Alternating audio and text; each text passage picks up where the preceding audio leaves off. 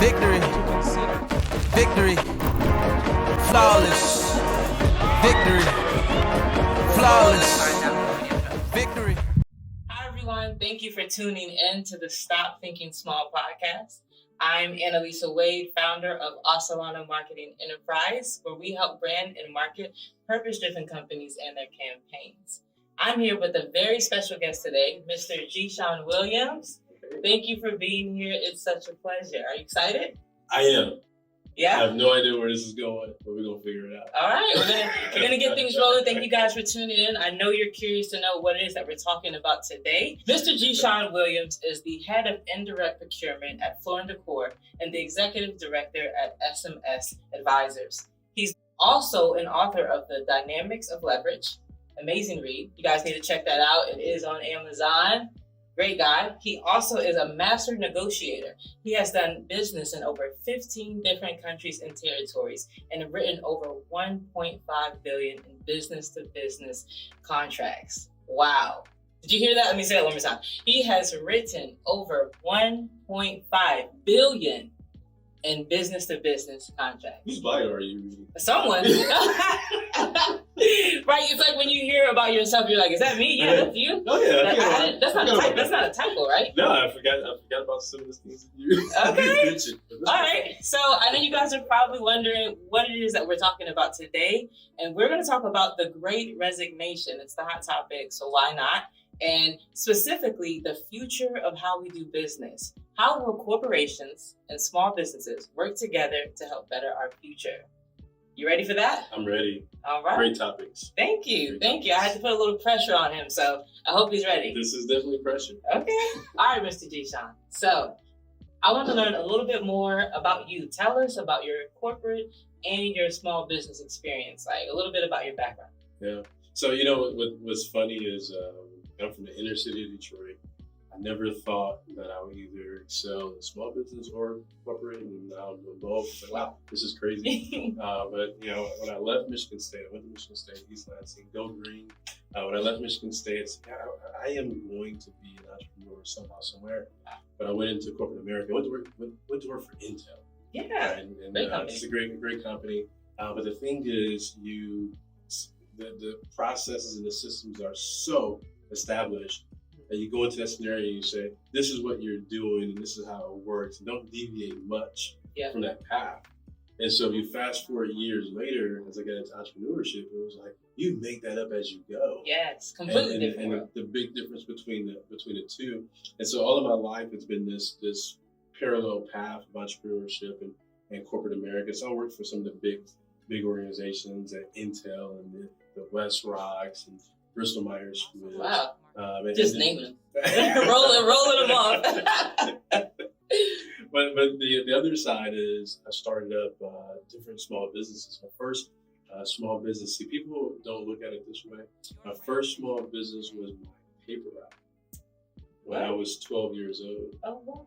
And so I remember my boss name was Juan, and I had done all my financials. I'm 12 years old. I did all my financials, and people on my route were not paying me. It's just tough times in inner city Detroit, Michigan, and they weren't paying me. So I went into my boss's office and, hey, look, this is about the average that I think I shouldn't pay. Oh, no. Not at 12. At 12. And I gave him the balance. And my mother was like, you can't do that. I was like, yeah, you can, why not? And so that is a good microcosm of kind of where I am today, which is how do you maximize, whether it's corporate America or small business, how do you maximize and broker the deal for every situation that you're in to get the ultimate quality of life? Wow. So it sounds like you were kind of born to do this. At 12 years old, didn't anyone teach you that, or is that just came natural to you? Oh, man. I'm not sitting on your couch, by the way. I'm not about to get on your couch. We got this beautiful selfie museum. I wanted to be comfortable. Open up.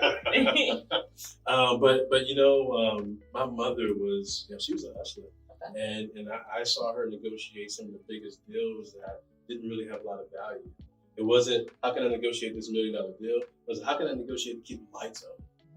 Which, when you negotiate for life, you learn how to negotiate everything else. Wow. Say that again, I think they missed that. Hold on, let me write that down. Look, when you learn how to negotiate life, you learn how to negotiate everything else. When your life is on the line, when the hustle is real, everything else is, oh, I can do this. Absolutely. And you talked a little bit about your corporate and your small business experience, but can you tell us how do you blend those two worlds together and kind of make it all sync up? I just got done talking to a good friend like literally 2 hours ago. And the conversation was around what your purpose is. And for me, I looked at it and people say, well, you're involved in economic development, you're involved in workforce development, you're in talent development, you're doing small business capacity building, you're doing corporate America, you're traveling and doing training across the world. I don't really look at it as 50 different things. Like Tommy got 50 jobs or he ain't got no job. Let me get which one it is, right? But like, what is your job, right? And for me, my job is supply chain. People want to actually spend money because they need help getting stuff done. And people want to make money because they want to grow their business. And so that's the beautiful, where everything, kind of the beautiful climax where everything combines and connects, is that somebody wants money and somebody wants to spend money. And so we just happen to find ourselves, whether it's working in the corporate space or in the small business space, right in the middle of that transaction. And I just think that's so interesting because what you hear now, especially on social media, is that you have to have the choice. You either need to be working to quit your 9 to 5, or you need to be hustling without the 9 to 5 and just making your small business run. So it's amazing that you're able to conduct business in both ways. Not only that, but also make them work for each other. It's like intertwined. You should feel really accomplished by that. No, I appreciate that. I always knew that you pay to learn. So you pay to go to a university. But I knew that like this can't be it. And so then you graduate and then you get paid. I knew that couldn't be it. You actually get paid to learn. And that's where the shift happens. Most people will say, oh man, this paycheck is it right here. Yeah. Let me go buy a house, Yeah. let me buy a car. But then I went to Jamaica and I realized that you don't really take a mortgage in Jamaica. You literally save and then build this part of your house. And then you save and you build this part of your house. I was like, huh. And so I knew that there was another level. And that last level is you actually transition to generational wealth. Wow. So the money that you paid to learn, okay, what was the return on investment? And then you got paid to learn, what was the return on investment? That's where people don't calculate that part. I literally got paid from a corporation to learn. They taught me something. And what's that return? But that return is a generational wealth. How did I take what they taught me and now do it for myself? And I'll talk about this later. It's a whole different story when you spend your own money. Look, I know all about that too well. Wow, that is very deep. That's real. I never thought about it that way. Is that you pay to learn and you get paid to learn, and that is how you kind of accumulate generational wealth. I don't think most of us think about it that way. So that kind of leads me to my next point, is about your impact. I mean, you really kind of already said it, but what do you feel like is your impact on the world and the community around you? Deep question. I asked everybody that.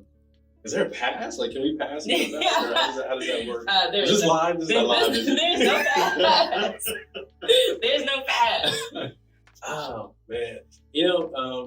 I always grade myself.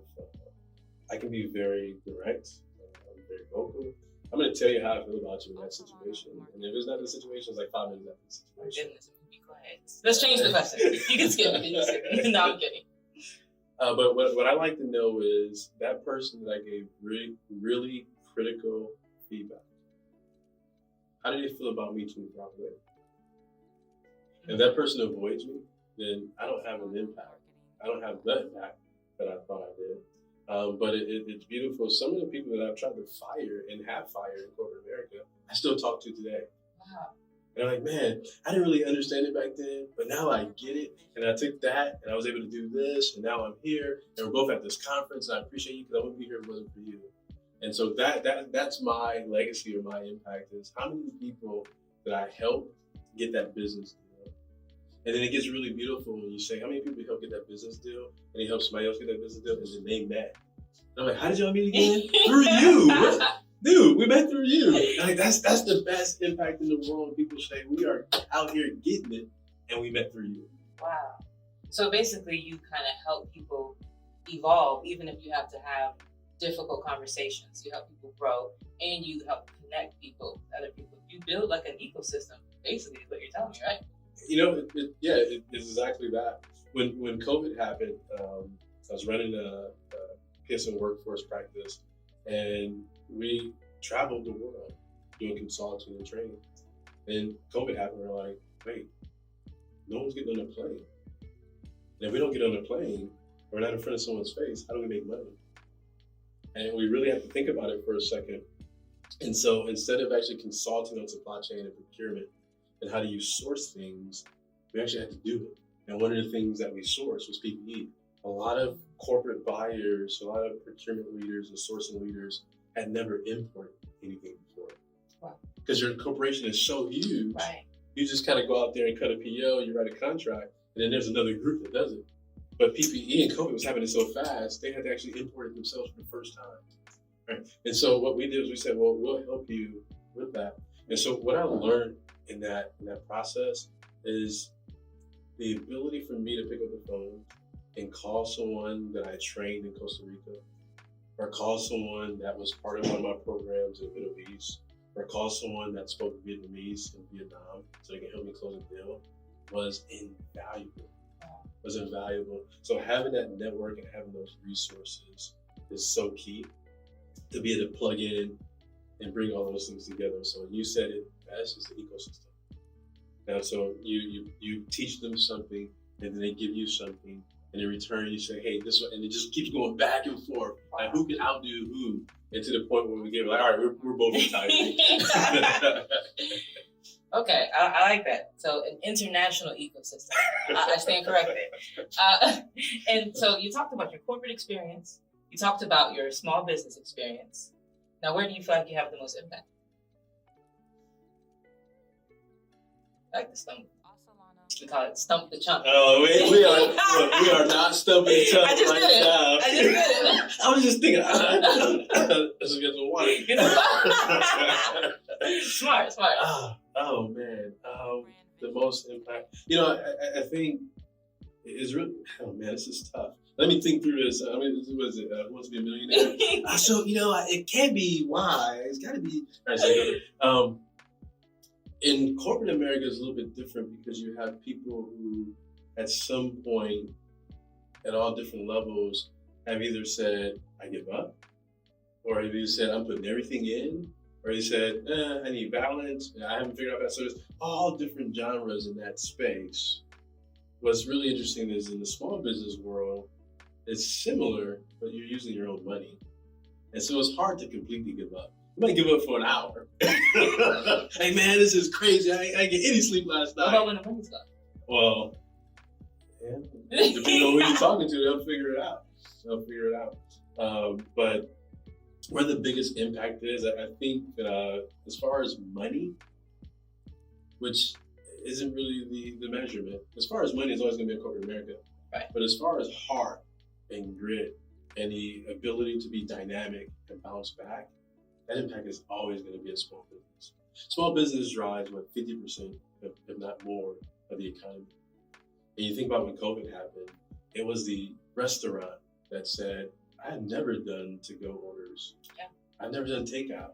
My food cannot be in a box. You got to come in here and enjoy the experience. When COVID happened, it was like, well, actually, look, what's the number of Uber Eats again? You're right. You can't get the steak to go. You can't. Actually, put it in the right box with porosity. Yeah. That's the supply chain good stuff. All right, you can get it to go. But I think that the impact is going to be in that small business space because you have more at stake.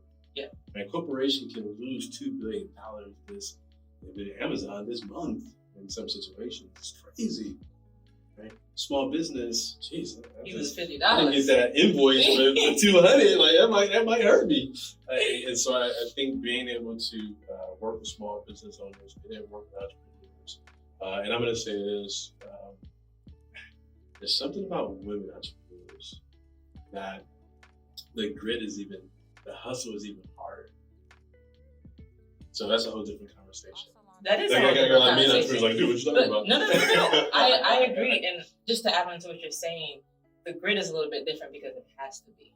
It's when you're a woman, most of the time, if you walk into a room or the situation, you don't automatically get the same respect as a man would. Mm. And what I mean by that is, let's say if I'm a president, you're a president, right? People might assume that what you're saying is correct, but they don't know anything about you, nothing, no credentials or anything. Just having that man presence is a little bit more dominating. Then as a woman, you kind of have to earn that. It's like, okay, who knows her? Who can vouch for her? Who's heard her? Who's seen her work? Then we ask for that first versus a man. What do you think about that? Oh man! All right, so I know you guys from New York. We may have to cut this part out. But I just moved from New York. It sounds gives you New York vibes. No. I was going to use an example that I think you may be familiar with. Staten Island. There's a bridge in Staten Island. I forget the name of the bridge, but it has multiple levels. Mm-hmm. Right? It's like, well, multiple levels. One goes this way, one goes that way. Actually, I think both bridges, they both levels go both ways. My point is, in some situations, the top might be backed up. Mm-hmm. Some situations, the bottom. Some situations, both. And so somebody might be like, man, the struggle is hard out here, dog. I'm like, well, which bridge are you on? And that makes a big difference. Okay. And so my point is, let me bring it back. There's been scenarios where I forgot I was black. I'm doing one of the biggest deals in Saudi Arabia, in the country I've never been in. I thought it was all desert before I went out there. And there's a whole bunch of people, and we're talking about money. This the largest pharmaceutical company in Saudi Arabia. And I was like, wait, yeah. I never walked in that situation saying they're not going to accept me, or they don't want me to be here, or they want someone else to be here because that person's going to do business better. Ain't nobody going to do business better than me. I don't care who you are. You can be green, but I care. Yeah. And money is green, so there's a connection there, but ain't nobody going to do business better than me. And that's the way I walk into the scenario. All right, so here's my thought, is that I think women have more power than men. Okay. That's my hypothesis. Wait, that's it? Profile. Who's cutting him a check? That's what I want to know. So, as we all know, post-pandemic, current pandemic, however you're calling it now, the world that we live in is very different. Different in the fact that we all work differently, virtually, in person, all that, right? So I want to talk to you about how corporations and small businesses now are kind of functioning together to make the world a different place. Before I get into the first question, like, what do you think make about the world a different place? That was I was like, I believe children are future. right. No. That was a little bit corny. It was a little bit corny. I was gonna cut that. We're gonna keep that in here. But what I'm saying is, how we're working together. But really, are we not this working? Is live. You're talking about this is live. We're gonna edit this, but we are working together. So is it not a different place? So you're telling me, pre-pandemic, and the way we operate now, is it the same? You're right. It's a different place. It's 100%. All like right. Different rules, different parameters, different. Yeah, I agree with you. A couple months ago, we couldn't even sit here together without getting in trouble. No mask on. Yep. All right. Because so we never would have thought. Never would have thought. And once again, it shows at the end of the day why you're smarter than me. As a woman or just as me? As you, but you have to be a woman. Okay. All right. Look, he's always going to save himself. So, would you say that this shift that we're having, where corporations and small businesses are both kind of changing, right? Do you think this is a more of a long-term thing, or do you think we'll go back to the way things were? Well, so there's two sides of the story, depending on who you ask. Okay. We're asking you. So. We're asking me. Yeah. When we were, I think it was 2006, 2007, we went through a little bit of a downturn. Gas prices went up, and we said we should ban SUVs from production. SUVs are taking up way too much gas. Why are we driving these gas guzzlers? Is what they started calling them. And now they turned the minivan into an SUV, and it's the best-selling cars out there. I got one. I got an Infiniti, right? And so some things are made to stick, and some things are made to change the culture. Okay. I think we're in Andy Grove he wrote a book on the Paranoid Survive, and he talked about these strategic inflection points and these moments that happen that shifts the way that we look at things. It used to be, rest his soul, Steve Jobs with Apple. He would come and he would shift things every time he introduced a new Apple version, right? A new phone, new iPhone, and so we still see that. It's just not as pronounced as that. And so I think you're right. COVID has been one of the biggest strategic inflection points I've seen in my lifetime. And maybe many people will see in their lifetime, and how business is completely different. And then that relationship between corporations and small businesses is completely different now too. Can you elaborate on that? Like, what do you feel like, since you've been in corporate for a while and the small business for a while, what do you feel like are like the top 3 main differences? You know, it's a beautiful blend, and I'm kind of speaking out loud, right? But it's this beautiful blend where years ago, Amazon and other companies made it okay for us to have a gig economy. Okay. I was like, wait, so what do you do? Who do you work for? I don't work for anyone. I work for everyone at the same time. Right. So I work a little bit of Amazon. I have my own truck, and I do this, and that's my hustle. And Amazon made that okay. Amazon said, in fact, we can give you a W-2 in your hustle. That was unheard of. Right. But 30 years ago, I had to work for Chrysler, and I had to get paid from Chrysler. I had to check, punch out. Me working somewhere else, no, you don't do that. Right. And so I think that's more normal now, and what that has created is acceptance in corporations. So corporations are willing to work with much smaller companies than they have before, because they know that there's a lot of really good niche gig companies out there. Might be a solopreneur, might be 2 or 3 people. But if you come in and do marketing and creative for me, you don't need to be 50 people to do that for me anymore. Usually I'm only gonna hire the best agencies. Now it's like, Tim just left, we can't hire anybody? Bring in Annalisa right now, let's go. Right, and your firm comes in and fills the void for them instead of that 50-person firm. So I think that's what we're seeing much more of nowadays, and that's how COVID has changed. Right. So when you're saying they'll pick a smaller firm, what do you feel like what's the thought process of who is the right firm? How do you become that firm? So there's the right firm, and there's the firm for right now. Okay. And I think we have to distinguish the two. There's a firm that says, I understand everything that you're trying to do. I understand the direction that you're trying to go. In fact, here's how I fit into your picture. And that company is gonna always do well. Right.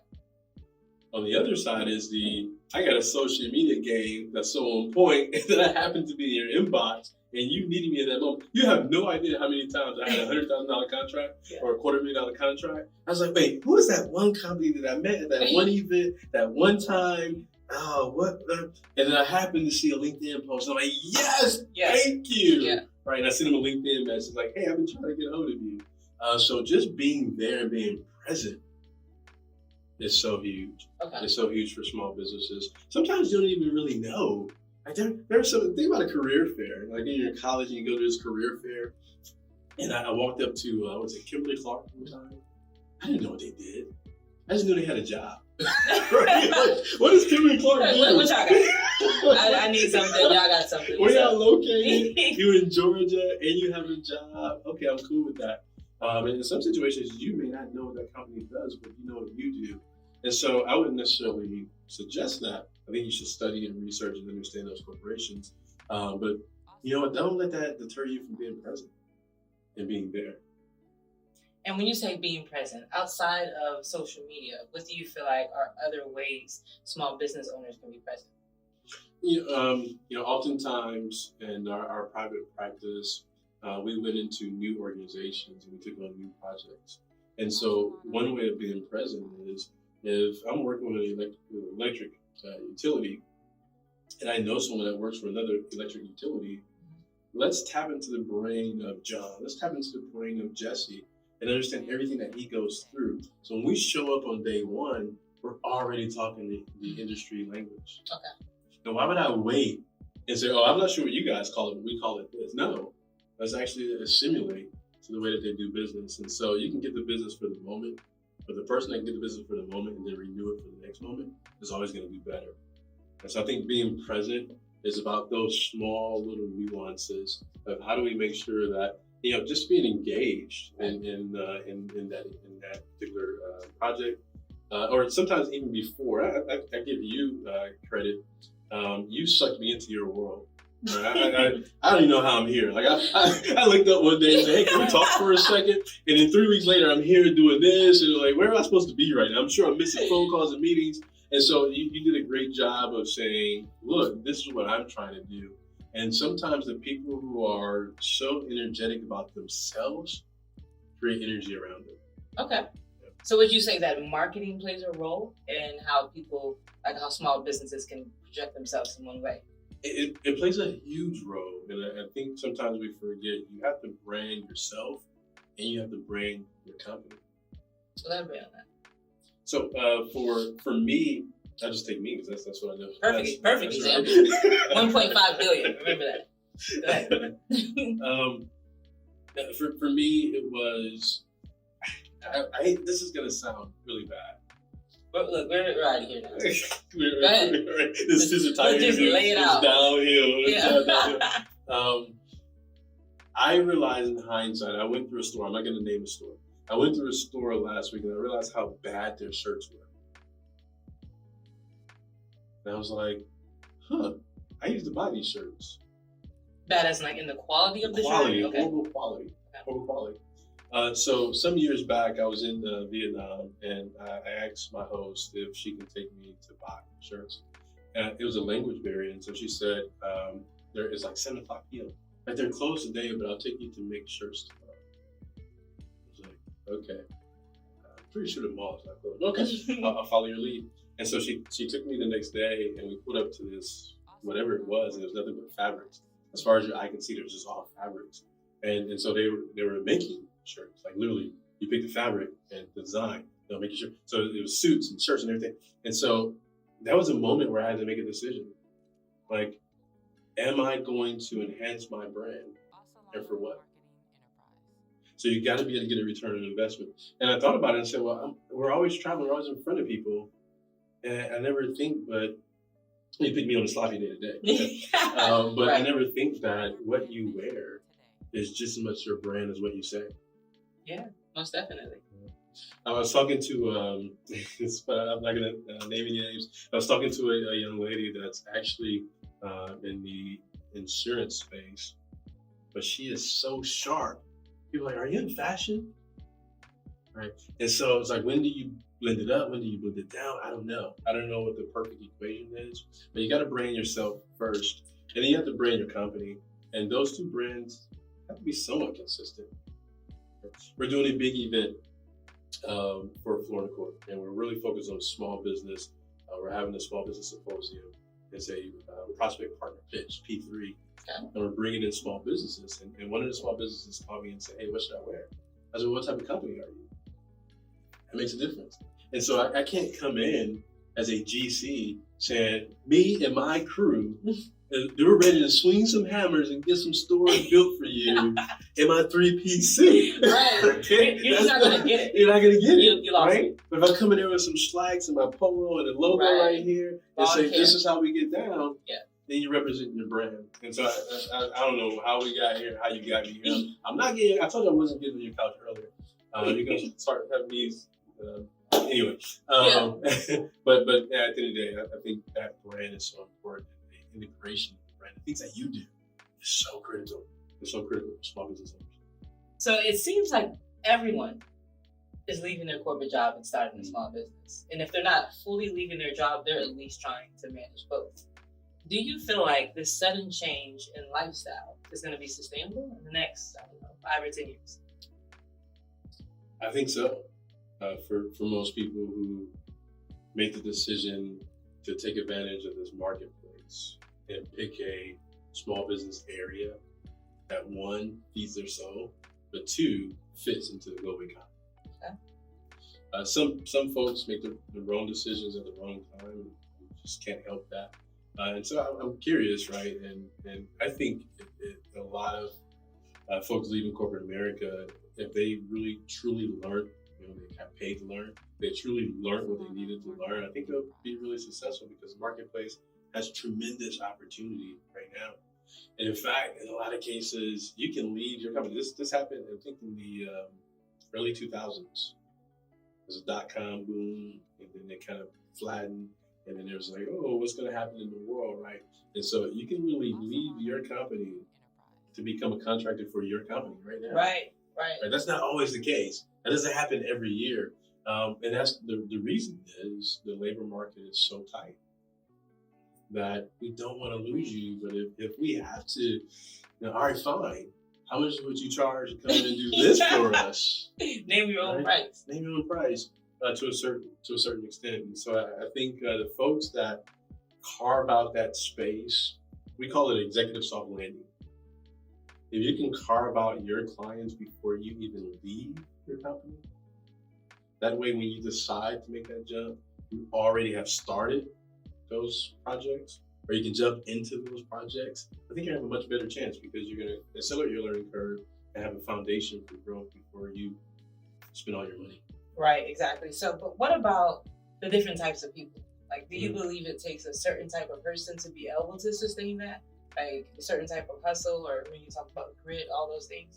Oh man, that's tough. Yes, I do, but honestly, there's sometimes I'm like, I don't know how you make more money than I do.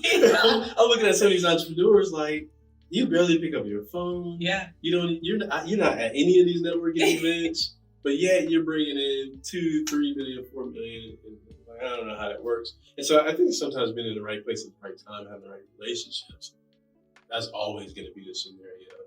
But I think you can maximize those relationships. And you can maximize being in the right place at the right time if you have that hustle and you know how to hustle. Some people hustle but don't know how to do it. Some people have been hustling for 14 years. Ooh.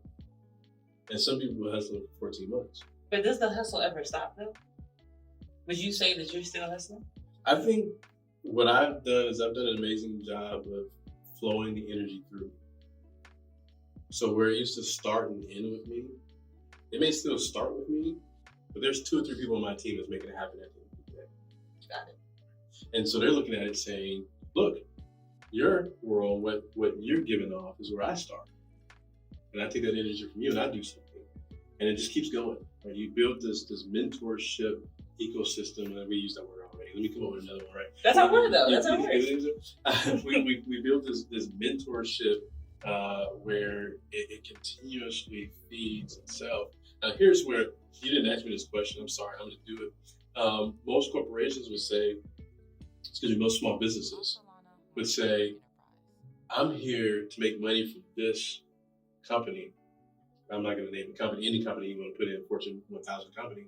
What they forget is, in order for me to make more money with you, I need to partner with people next to me. Mm.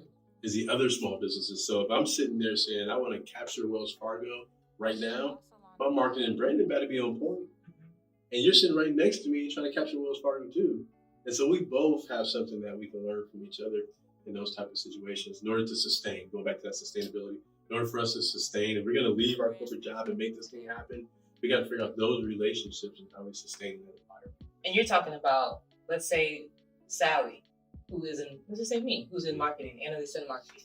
And you have, I don't know, Tammy, who does printing. Mm-hmm. How can Annalisa and Tammy partner together to be a bigger resource and then go pitch ourselves as a unit, 2 different entities to the firm? That's what you mean? Yes. Marketing is abstract. Marketing is concrete. And so if you're creative, you're going to focus on the abstract. You might get to a website that kind of feels like it's concrete. But then how do you take all of that and also put it into triphones? Anybody using triphones? They're not. Wait, are we going to do conferences again? Now we're back to those triphones. Okay. You wouldn't believe how many times I looked for someone in LinkedIn and I spelled their name wrong. I looked for their email and I couldn't find it. But then I happened to see their business card on my desk. I saw their triphone or something that they left behind.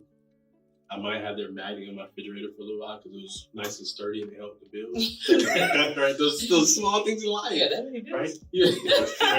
This is really thick paper. Use thick paper. But it's those small things that make the difference. So I think those partnerships is what's really important for us. For one of my practices, the training piece is really important. There's some situations where I would love to be there, but I got a gig. I got a company that I go to work for, and for me to say, no, I don't think I'm interested. That's one thing. But if I can look out for someone else and say, I met someone, last week or last year or 5 years ago that's phenomenal at finance. You need to talk to them, Georgia Tech. then that opens up an opportunity for the person next to you. So I think we have to be a partner. Somebody has to know my story too. Right. And say, dude, you're really busy. Can you do all of those training programs? No, you're right. I probably can't. And so that dialogue needs to take place. That's where the business happens. So with the small business owners, how do you suggest they go about forming these partnerships? I think that sounds wonderful, but like logistically, without giving us everything, but how do you feel they can go about even starting their first one? Sometimes there's so many different angles, right? And I won't talk about gender. I will talk about gender. You take two men and we can hang out, play basketball every day. And then one time we come over your house, it was like, you got a son? Like, where you get a son? You take two women, for the most part, I'm stereotyping a little bit, but for the most part, it's like, their kids, where they go to school, and you've already collaborated on, we just gonna pick up the kids on Monday and Tuesday, Yeah. I pick up the kids on Wednesday, Thursday, and Friday we'll figure it out. That's like, we only know each other for 2 hours. We just happen to live 2 doors down from each other, right? And so I think there's a much deeper collaboration with women. I think men and women have something to learn from each other. There's a deeper collaboration here, but sometimes men would just throw it out there. I don't even know what that event is, but let's go check it out. Yeah. Right. And so you need some of both of that. Yeah. You need some of both of that for the work to be sustainable. Okay. And when you say small, let's say you have a small business, right? And just back on the other point, is trying to partner with corporations. How would you feel that small business owners can work together to pitch to a corporation? Like, I get the woman and the men part, but just scratch the men and women. Just as a business to business, I need to find a company that can match my skill set, and so we can go pitch to a corporation. Like, what do we do? I think the first thing that you need to do is understand, how does that company spend money? So if I walk into a selfie museum, take that because we're in a beautiful selfie museum right now. I walk into a selfie museum and I'm like, how do they spend money? They probably change out their selfie. What do you call these things? Booths? The booths, rooms, right. exhibits. Booths, right? Exhibit sounds nice. Exhibits. They channel their exhibits. And so I can help you do that. Right? I gotta be able to understand how you spend money or time. And how can I value your time so you can do something else? Got it. And so, all right, so that's just me walking into this situation. It's the same thing when I walk into that big corporation. They just have more exhibits. And I have to understand, okay, so you got construction that you're doing, you're building stores. You got marketing that you're doing, you got technology that you're doing. I can go over here and I can do facilities, you got store operations, you got packaging. Somebody's got to clean this parking lot. Right, so it's a little bit easier for me to look at a corporation, especially if we know them, it's a good brand, and we say, this is where you're spending money. How do I play? But you know how many people do that? Man, not as much as it should be really looking at how corporations spend money. When I worked for the home building industry, 95% of what it took to build a house was outsourced. Wow, 95%? 95%. So what were they doing? So the people that actually work for the company. What do the people that work there do? Walking around. Hey, you hang that up for me. Right. Somebody's got to manage them. Yeah. Somebody's got to manage them. And so looking at that situation, you say, well, if I can come in and not only, so I am in the framing business. I can frame a house. But what goes after that? Drywall. What goes after that? Paint. What goes after that? Trim. So I don't need to be in the framing business. I need to be in the wall business. Because that company is saying, if I have somebody in the wall business, that's less transactions for me. Right. Little micro, you can do the whole thing. You got Okay, it. that's smart. You got it. That makes sense. We're gonna take a break in a second, but before we do that, You're killing me. right? I know. But before we do that, we're gonna play a little game. All right? Oh no! So, let me get some This, water. this is called. I'm gonna put the cards down. All that. Look, you can relax, sit back in the chair. I have no idea where this is. I think I I'll got call it my stressed jacket. out. Hey. So the game is called This or That. And I'm just gonna, like no pressure. I'm just gonna ask you some questions, and you tell me what your preference is. Okay. Okay. All right. So I'm gonna roll it out. Let's say Pepsi or Coke. That's an easy one. I was about to say like what? Coke. Everyone knows Coke. Okay. There's no trick. There's no trick question. Android or iPhone? Oh, Joy. What? Joy. He goes, oh, Joy. And I'm thinking he's about to say, hey, I did message him and I saw it was green. I was like, maybe I'm on the do not disturb list or something, because there's no way that this guy has an Android. But okay, Joy, why Joy? Sometimes you're a creature of habit. I'm used to it. You're used to it. It's hard to make that switch. Okay. I'm gonna leave that at that. Okay. Nike or Adidas? Oh. Got him with that one. Adidas. One supply chain? I used to live in Portland, Oregon. And so there's always a love for Nike. However, I think I'm kind of a fly guy. I made that similar transition. It was Nike everything until I started buying Adidas gear. I'm like, you know what? It's about the stripes. You stole my line. We'll cut that part. Okay, look, it's something about the stripes. That sounds good. No, but for real, it is. I just feel clean. I feel great, and I feel like their gear lasts longer and it's more comfortable. So we agree. I'm an Adidas girl. I love Adidas stuff. So what about, we look like we're on vacation vibes now. If you had to pick between the beach and the mountains, where are you going on? Oh, beach. Like that. 100%. But someone really might say the mountains. That's just like that's just a check to make sure you're safe. Is there such thing as a beach on the mountains? I think about that. Beach on the mountains? I don't think that. I just literally leave the sand and start climbing mountains. Would that even work? Let's talk about ecosystems. Does that even No, I don't think that's a thing. You're just trying to throw me off track. Okay, one more. I gotta think of this one. Only if I get one for you after this. Okay, that's fine. Okay. All right, okay. Negotiate, right? Charlotte or Orlando? That's a good one. This is a trick question, so I'm trying to get him in trouble with somebody. The Queen City. I would pick. How much time? I will pick Charlotte. Okay, you had to elaborate before you ask me your question. I would pick Charlotte. One of the things I loved about Charlotte, I can be back and forth. I spend more time in Atlanta. Used to be more time in Charlotte. One of the things I love about Charlotte is that when I leave a small town. Okay. When I come back to a big town. Like, wait, what? Right, I'm like, right. literally. That makes sense. No. Now, at the same time, when I leave a big town. When I come back to a big town. Wait, what? All right. It's all relative to where you're going. Okay. So when I go to this overpopulated city and everybody is out and about and the hustle is real and all you hear is horns and you're sleeping, New York, Vietnam, Ho Chi Minh, I can name the cities. You come back to Charlotte, like, man, it's so fun. Yeah, I can attest to that. But then you go to the middle of anywhere land, doing a deal in this remote royal area.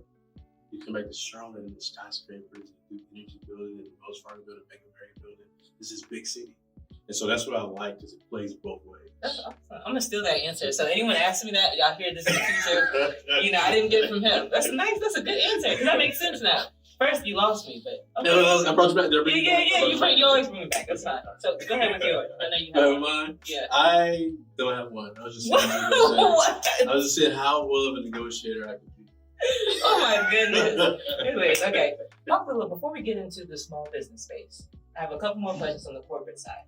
So let's say I'm a corporate executive, and I want to know more how I can partner with minority small business owners, but I have no idea where to start. I have no idea. What tips and advice can you give me? Yeah, that's a good question. We are guilty of, we are a creature of habit. And so oftentimes, especially when we talk about spending money, you gotta spend money with people who you have spent money with before. Correct. And you don't want to rock the boat too much because you don't want to change the secret sauce. Right. I change the tomatoes, the sauce is not going to taste the same. Right? So you keep everything kind of, right? And so I think we have to do a better job. Corporate executives have to do a better job of getting out in the community. I meet some of the most innovative people at the airport, at hotels. And so that's one thing. We got to get out in the community. We have to understand what's going on and just our everyday life. Right? I may meet an amazing photographer and videographer today. I don't know. I just happen to be doing a podcast. I was like, man, I need a videographer. Right? So sometimes you just gotta be out doing stuff and you meet someone and boom, it happens. In the other situations, there's conferences. There's the expositions, MMSDC, the ENC coming up, the Institute, Women's Business Center. So tapping into those organizations that cultivate an environment of small business, capacity building is extremely important. And so you mean like outside of my regular job, you think I'm a corporate executive, but outside of my regular job, I need to also attend events like outside of work, outside of the 9 to 5, to meet those different suppliers and stuff. You're saying? Yeah, 100%. Yeah, 100%. That's where the magic happens. Yeah. Everything else is paperwork. Yeah, you build relationships when you're in the environment that you can cultivate those relationships. Okay, so let's say I've built a relationship. I've kind of met someone. I haven't worked with them before, but like, how do I assess their level of readiness or company fit? And I'm about to pitch this to, let's say, my senior director. How do I know that this is someone I can actually vouch for? You do a podcast with them and see whether or not they show up with cue cards that has their name and branding on the back of them. I mean, honestly, you have to put yourself in that situation, especially if you're helping someone get to where you need to be. And you're like, okay, well, definitely, I would just help you on GP. But while I'm in that space, you can't help but to notice clean. You can't help but to notice good. And so now you start to place, I can see this person doing this.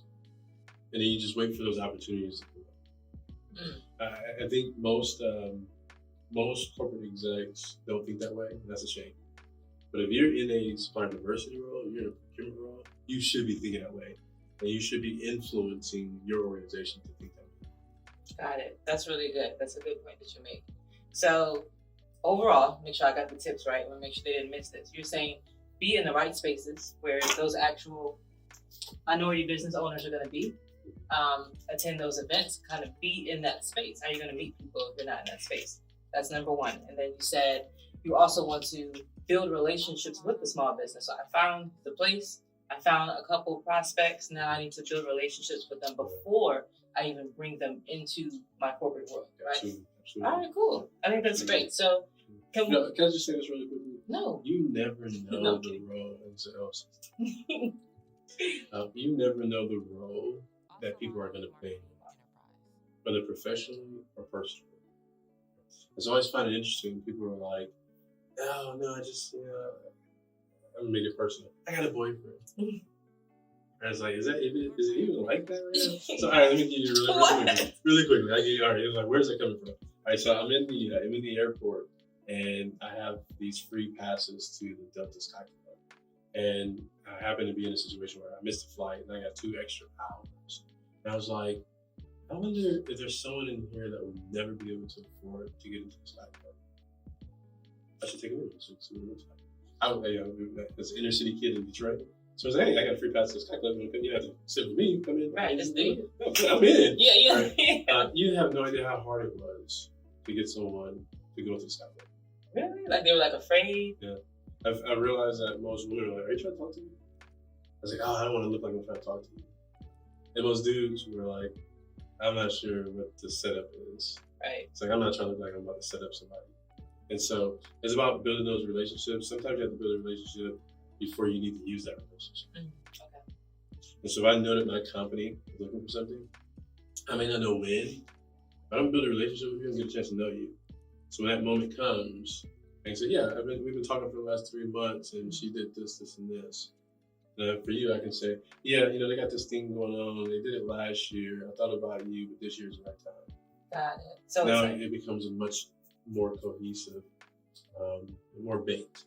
got it. That's really smart. So basically, it's like you don't have to get ready when the moment comes. You're already ready. So it's like anticipating opportunities before they come. Anticipating opportunities. Wow, that's great. So on the small business side, what does that getting ready look like for them? So if you could name out a couple of things like a checklist. I'm a small business. I feel like I might want to start working with corporations. What do I need to get ready? So there's 7 things actually. I don't want to overwhelm. Oh, you already have them ready. Huh? Okay. When you said that, I was like, so we created. Let me go back a little bit. When I was in corporate America years ago. A friend of mine called me up and said, "Hey, you're the smartest business person I know. Can you help me start a small business?" And that was our first one. That was my first one that I ever started from zero, from nothing. And so now today is like 160. So it was 10 years ago, 11 years ago. 160. 11 years ago. What we realize is that there's 7 areas that's extremely important. Having a solid growth strategy, understanding your organizational design, learning contracts, being able to financially model situations, understanding your operation and processes, obviously understanding tax strategy, and then lastly, staffing. If you can master those areas, and the beautiful thing about it is it's actually very dynamic. And so I can't make a decision unless I understand 4 of those areas in some situations, depending on what the decision is. And some decisions are all 7. That's the reason why we get stuck. Is because I understand the financial model, but how's this going to impact me for taxes? I want to sell this product, but is there sales and use taxes? I don't know. Anybody knows about sales and use taxes? Right? Because we get stuck, and we don't make decisions, or we take too long to make decisions. And so I think being able to understand those 7 stairs, and anytime I'm having, now this is how it makes sense, but I'm having a conversation with a corporation. Sometimes all they want to know is conceptually would it fit. So let me go back to that framer example. If I'm a framer, and they're sitting there saying, "Have you ever done wall systems?" And I'm like, "I don't even know what you're talking about." I missed an opportunity. Yeah. I should automatically say, that's an interesting question that you asked, because I was talking to my leadership team through our growth strategy, and that's the area that we're going to grow into. But I'll be honest with you, I've done it before. But from an operational perspective, I got a good friend in Pacific Northwest. I was at a conference, we met, and he's doing them out there. And I really kind of picked up on what he was doing, and we can benchmark him in a heartbeat. Financially for us, you see I'm going through the 7 stairs, and that corporation is like, you know what, you haven't done it before, but you sharp. Right. So let's give it a chance. Okay. So you kind of went through all those fast. Is there I'm trying to pick up. I'm gonna have to rewatch this. But is there a specific order? I know you're gonna probably say, you got to kind of do them simultaneously. But is there where does one start? Well, we do many capacity building programs, and you have to start with the growth strategy and vision first. If you don't understand your service offering, it's hard to do the rest. Let me just make this make sense really quickly. If I don't understand a service offering, how are you gonna do a website? Most people jump in and do the website first. And they go back and say, don't look at my website, it's outdated. Right. How many times do you hear that? That's what you need to mean. No, I'm kidding.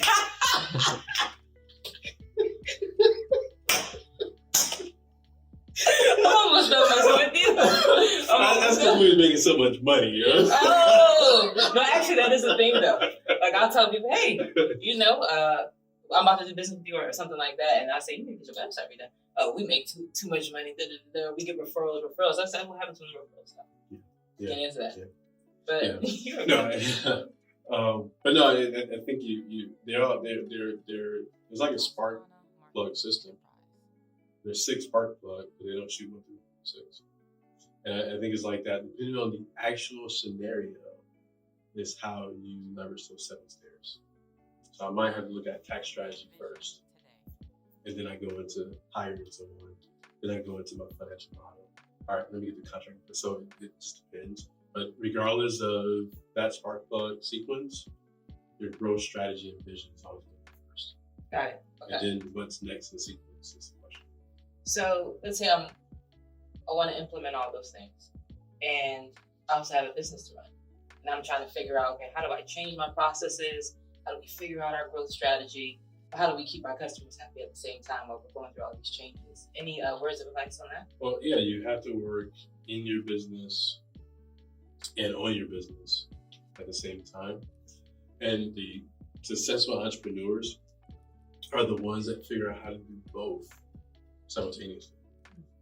And so I am literally engaging you as a client, but you're also telling me what I need to do to make my business better at the same time.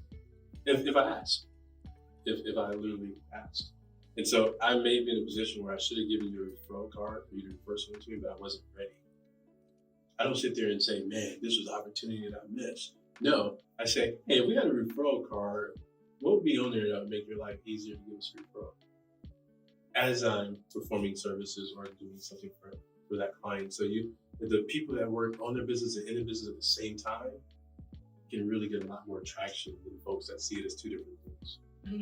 That makes a lot of sense. And when do you feel like a seasoned entrepreneur will kind of figure that out, like that balance? Is this like, I need to know this day one, or it takes me some years in the game to really kind of understand that balance? It depends on the person in that situation. I think about corporate America, it took me 7 years to get comfortable with what was. And part of that was my English wasn't the best. Still not. I might miss a word every now and then. But then I was like, you know what? That's just who I am. And so the more you love me, the more you're like, that's him. And I had to spend more time making sure people love me instead of making sure I have perfect English. Okay. So go back to small business. Right? I'm not going to be perfect.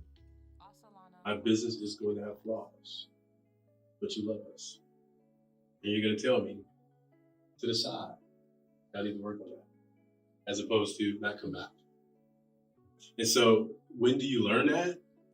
I don't know. It could be 2 years, it could be 20 years. Some people still haven't learned it, and they wonder why they haven't gotten any traction. It is what it is. But I think that's what's really important, is having that ability to dynamically look at, we're a growth company. We're always going to grow. Here's the thing about growth. It's like stairs. You still got to keep going up. And then when you get all the way to the top, you got to put just as much energy going down.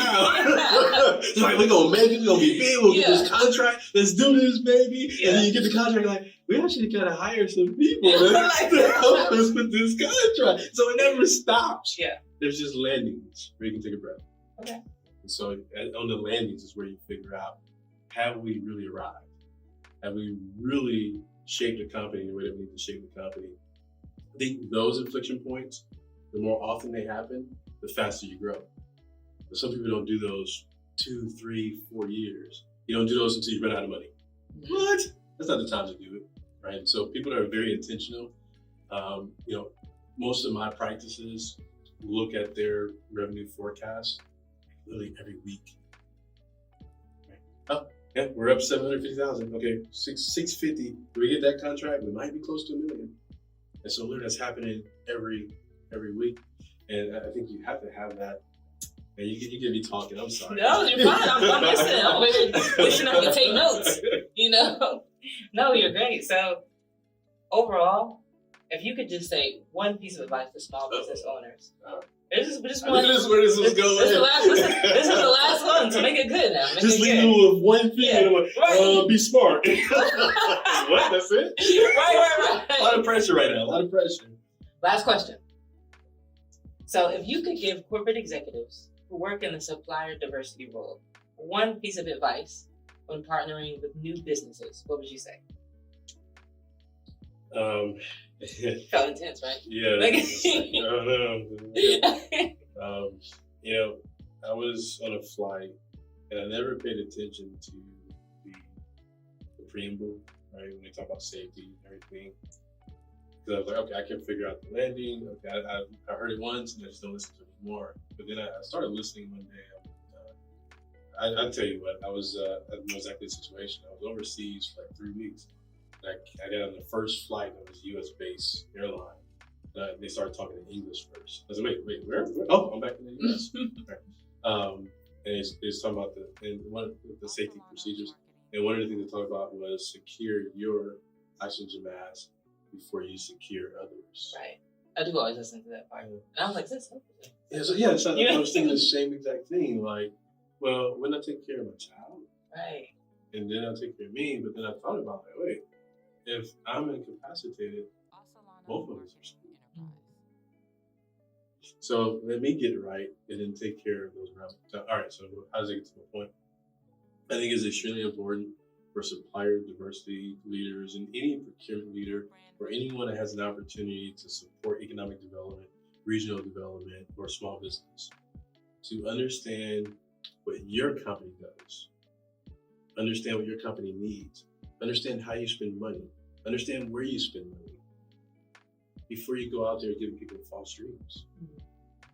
If I can look at a scenario and say, this could be a legitimate opportunity, then let me pitch it to small businesses and see who's going to step up and say, I can do that. If I know that my company is going to need this in the future, I know that we're switching from this carrier to that carrier.